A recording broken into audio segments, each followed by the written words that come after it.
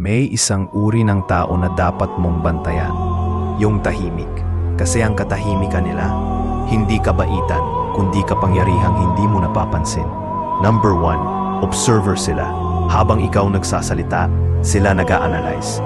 Hindi sila takot magsabi ng totoo, pero mas takot kang malaman nila ang sayo. Number 2, they think before they react. Lahat ng word, gesture at timing nila pinag-iisipan. Hindi sila impulsive. Kaya kahit tahimik, sila ang may advantage. Number 3, emotionally controlled. Hindi mo mabasa kung galit ba sila, interesado o deadma. At ang hindi mo mabasa, yun ang pinaka nakakakaba. Number 4, they hate small talk. Ayaw nila ng usapang walang laman. Gusto nila yung may saysay, hindi yung puro ingay lang. Number 5, mysterious by nature. Hindi sila oversharer.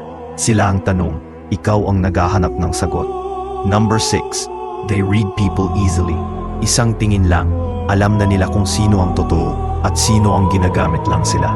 Number 7, they avoid drama. Hindi dahil mahina sila, pero dahil alam nilang ang taong reactive, laging talo. Number 8, independent. Tahimik sila, pero solid ang loob.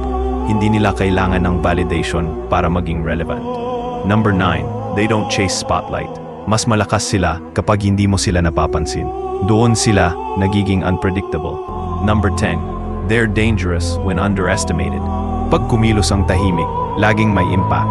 At madalas, hindi mo yon nakikita hanggang huli na. Kung gusto mo pa ng psychological truths na nakakagulat, nakakaintriga, at nakaka-open ng mata sa tunay na ugali ng tao, follow me and let's go deeper.